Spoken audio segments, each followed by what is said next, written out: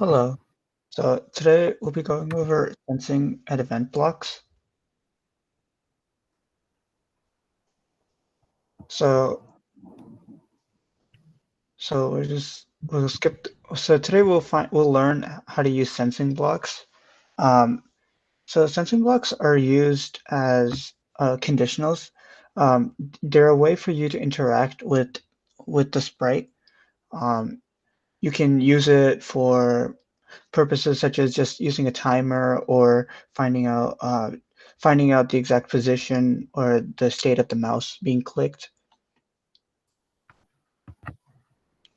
So our first function is touching. So the is touching block test detects whether or not two given things are touching. As you can see, the box is angled, which means that it can be used inside of an if condition. Um, and In the first image, it says touching mouse pointer. So it tests if the mouse pointer is touching the sprite or not. So we can show an example of this if we go to Scratch.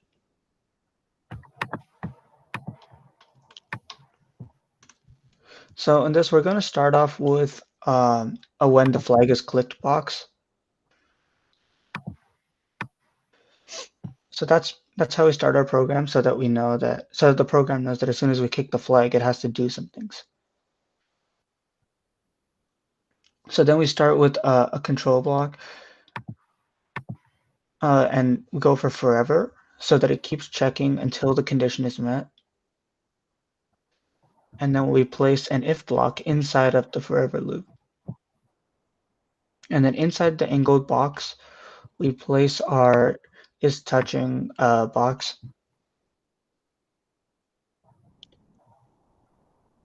So we place the touching mouse pointer, so it's looking if the mouse pointer is touching the sprite, and then we tell it to move to a random location on the screen.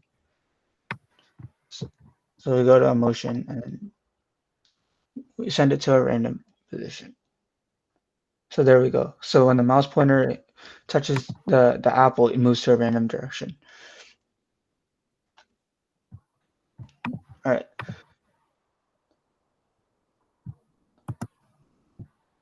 So our next one is a question block. A question block asks for a user response.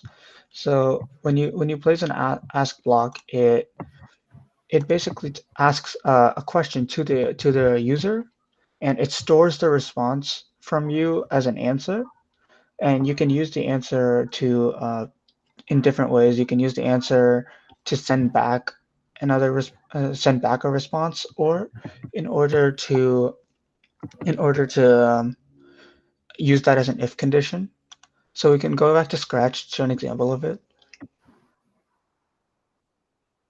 So first we start off in the same way. We use an when flag clicked box, and then we do a forever.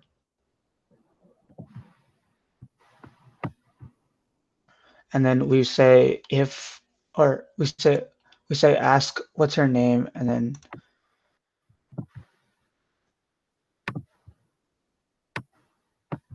so now you ask what's your name, and then you say, and then you have the answer. The answer is the response for the question. So when he enters hi, so when you say hi, it responds with the same response that you placed in. There we go.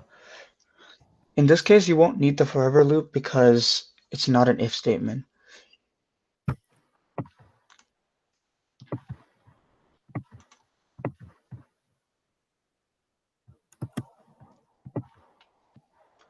So key detection.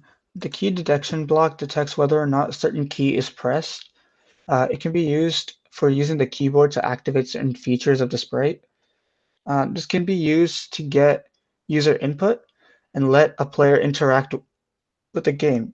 For example, you can use this block to check if the user is pressing the right arrow key and then combine it with an if statement to make sure that the sprite moves right. Um, this key is helpful in platform games where you control a sprite and make it navigate or just move through random obstacles.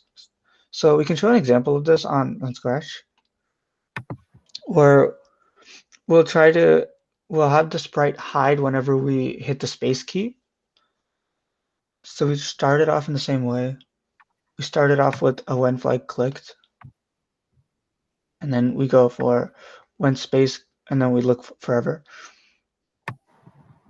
So it keeps checking until the condition is met, and then we do if.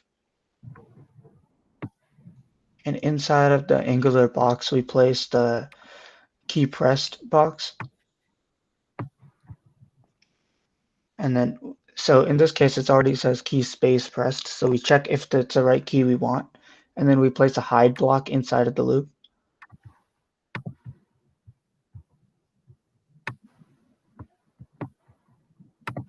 So what this should do is that when you run the program and then we hit the space key, it hides the sprite.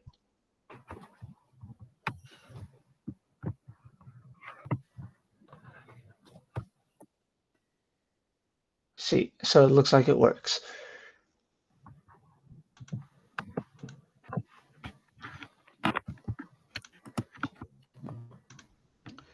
Loudness. The loudness variable shows you how loud the noise is coming from the microphone is, and it goes up to a value up to 100.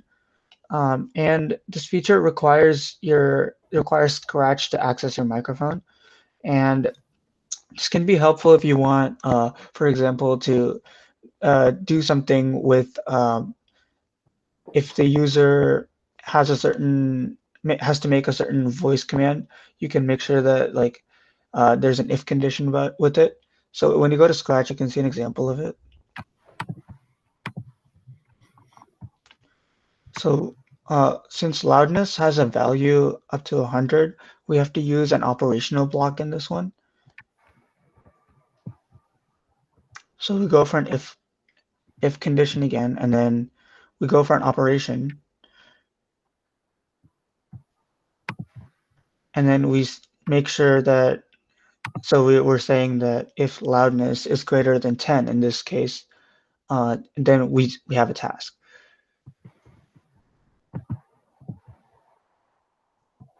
So in this one, we can say, yeah, just say hello if the loudness is greater than 10.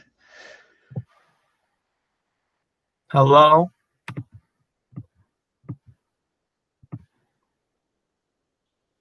So I guess in that one, the loudness value didn't actually go above 10. So it didn't Hello. run the.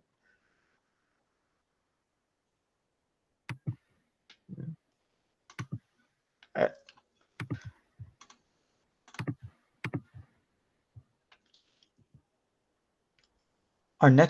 our next box is a timer box. The timer box gives you the current value of the timer.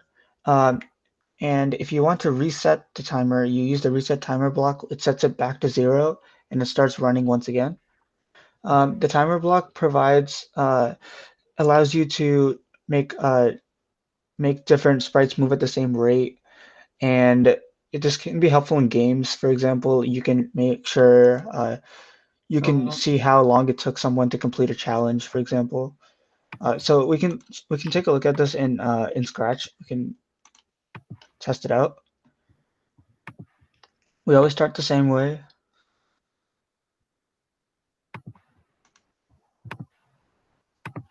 and then we use forever.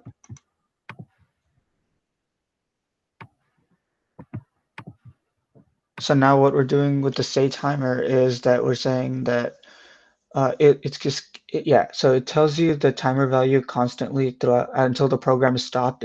Keeps telling you what the timer value is currently.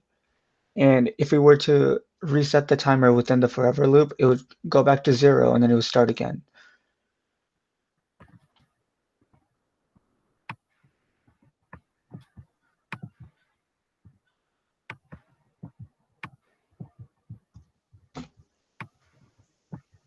So now we're using an operational block where we're making sure that if the timer is above 5 seconds, for example, then we reset the timer and then it keeps going on.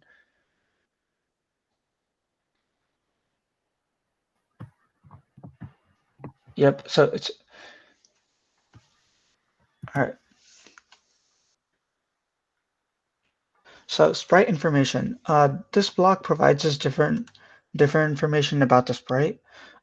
So you can use it to find, for example, the X position, the Y position, or just the direction it's facing, the size. You can use it to this block can be used to compare different sprites. For example, you could combine it with a conditional to make something happen, such as to move them to the same position, or example like that. So let's try it out in Scratch.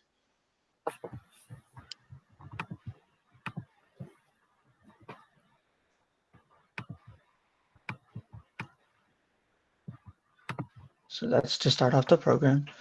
And then we run a loop where we say a forever loop to make sure that it keeps checking the condition. And then we do an if.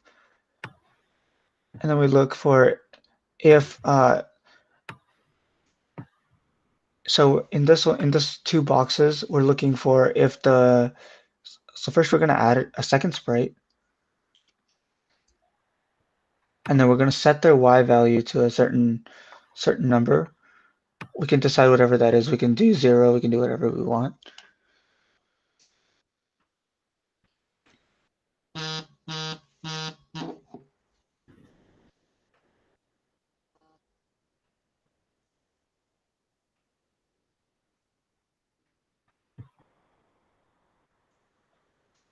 So what we can do is we can check if the bat's Y position is equal to the scratch cat's Y position.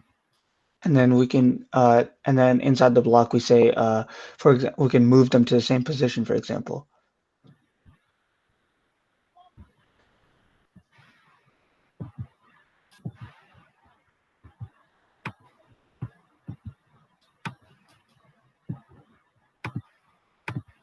So in this case, what we're doing is we're saying we're sending them to the same X position in the Y position. There we go. So what we're doing is we're checking for the Y position of the bat, and then we're sending the second sprite to the to the X and Y position of the bat, so that they're both in the same place.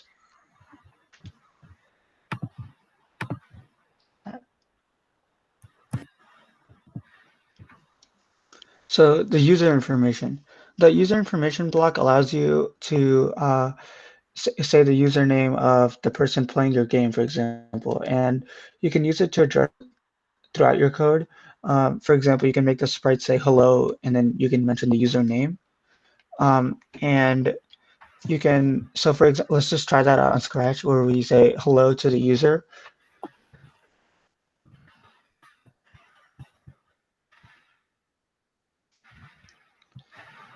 So start off with our start block, and then we do, and then we just say hello,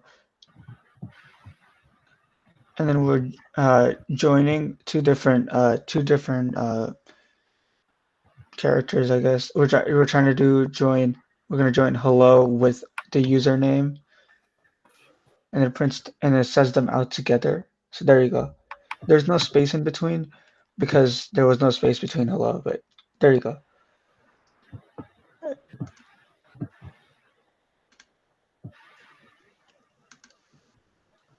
So the date block gives you the information about the current time and date.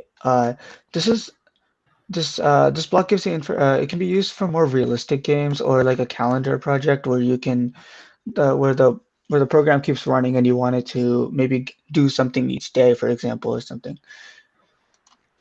And so we can do for an example could be we could say that these many days since 2000, for example, we have this happen or that happen. So let's move on to the next one because dates can be a little bit obscure.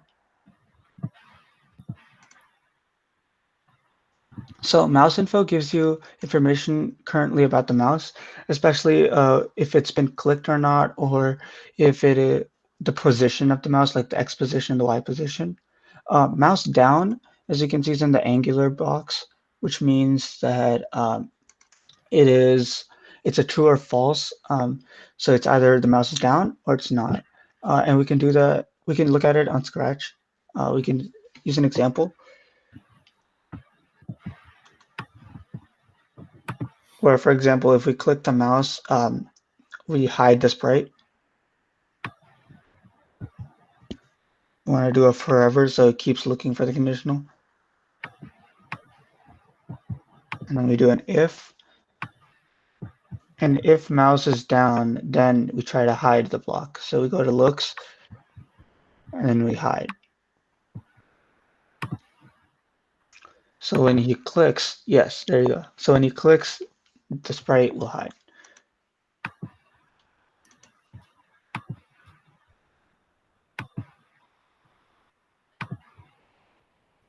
So now let's move on to event blocks. So what do you think an event is? What do events do? Pause the video to ponder these questions for a minute. An event is when something happens.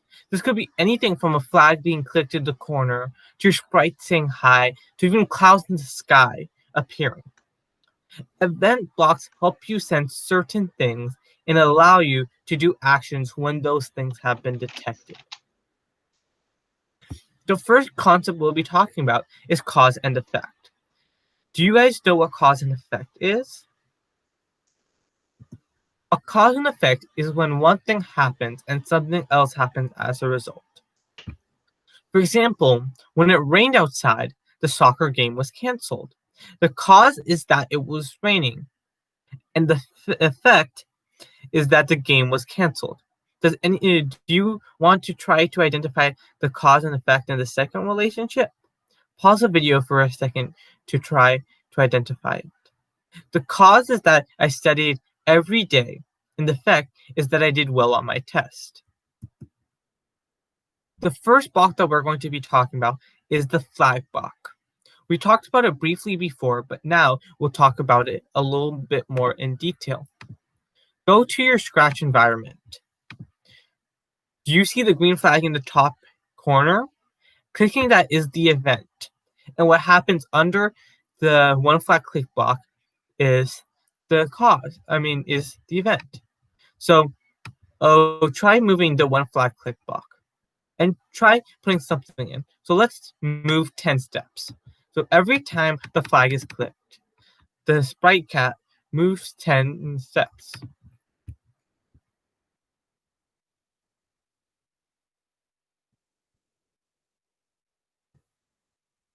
This block is where you can click a key on your keyboard and have something happen. This is more commonly used with the arrow keys or WASD to allow your character to move around. This can also help you control specific parts of your code and lets you start running different parts of code at different times based on when you start it. So, for example, this can also be used in platformers if the entire time you want the Scratch Cat to move around in certain directions when the arrow keys are pressed. For example, let's test this out in the Scratch environment. So first, move around your one space key pressed. Let's have the Scratch Cat move up every time the space key is pressed. So find the change Y by 10 block. So every time you click space, the Scratch Cat moves up. You don't need to press the green flag, as this block does not require the green flag to be pressed.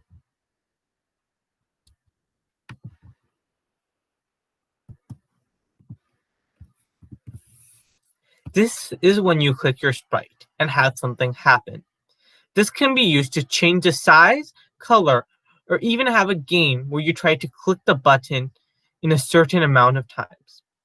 This block is very helpful when you can make buttons in your project. So let's move to the Scratch environment to test this out. So let's move the when right click block. So let's change the color of the Scratch Cat when the sprite is clicked. So let's move the change color effect by 25 block. When you click the sprite, the color changes.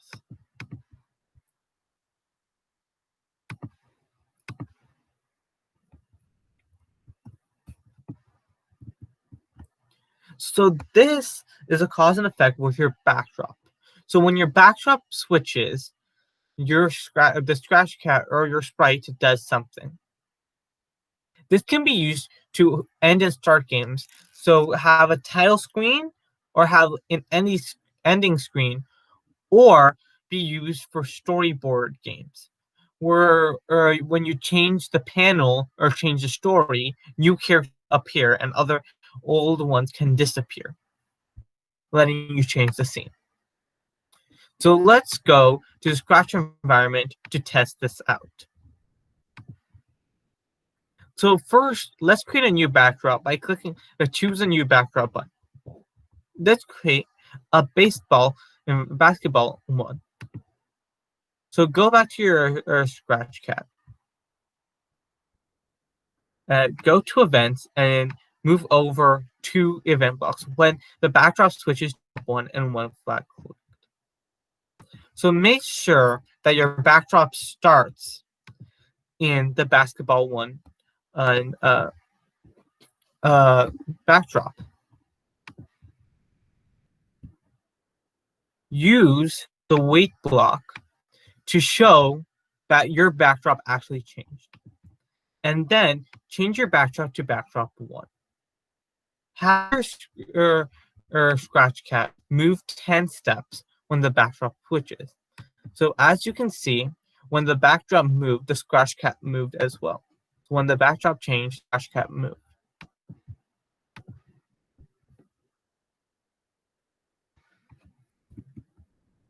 There are options for this block. First one is loudness. If your loudness is over a certain value, it will happen, like your sprite can tell you to be quieter. The second is a timer. This allows you to time your code, changing it when the timer is over a certain. This can be used to time a puzzle that the users perform. So let's use the timer. As some of you guys may not have, some of you guys may not have a working microphone. So when the timer is then 10, let's have the Scratch cat say hi for 2 seconds. Let's turn on the timer so to allow us to see the timer value and make sure that it's not over 10. So let's start the code and rerun it. So let's wait 10 seconds.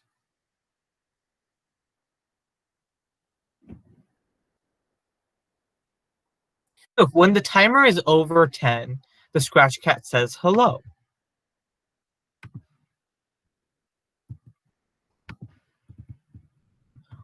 Now, let's talk about broadcasting. What is broadcasting?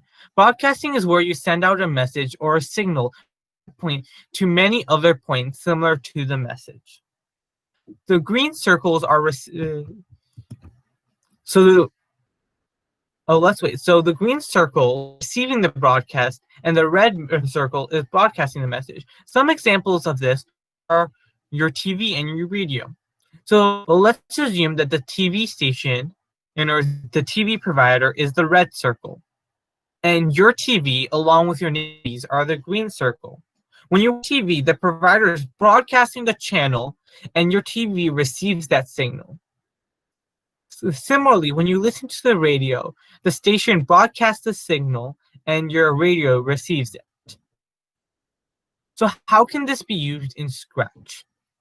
This can be used as buttons, other events. So when a button is clicked, you can have other Scratch sprites. It's work. So let's go to Scratch environment to test this out.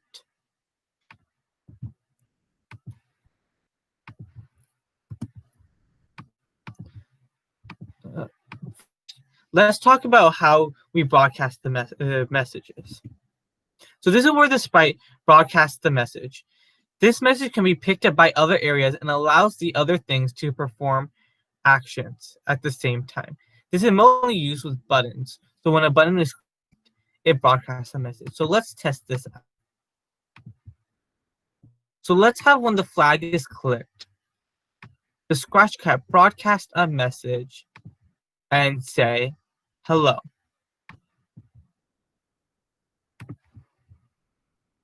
As you can see, it said hello when it broadcasted a message.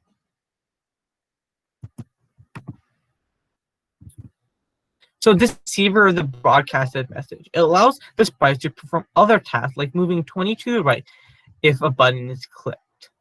So let's go to the Scratch environment to test this out. So first what you need to do is you need to create a new sprite.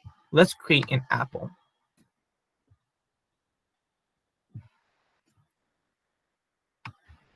So let's have it so when it receives a message, it goes to a random position.